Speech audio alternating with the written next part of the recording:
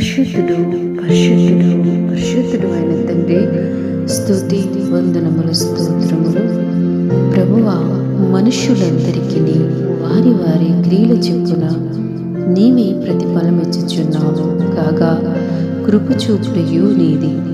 మహోన్నతుడు అయిన తండ్రి, దివ్యమైన వాక్యం ద్వారా తృప్తిపరిచినందుకు స్తోత్రములు తండ్రి.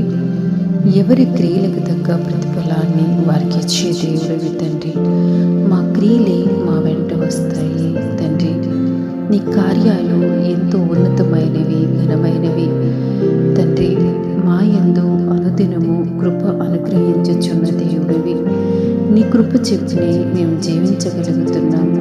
మనుష్యులందరూ తండ్రి వారి వారి క్రియలు బ్రహ్మ చేయుచుండగా మీరు సమస్తము పరిశీలనగా చూచుచున్న దేవుడివి.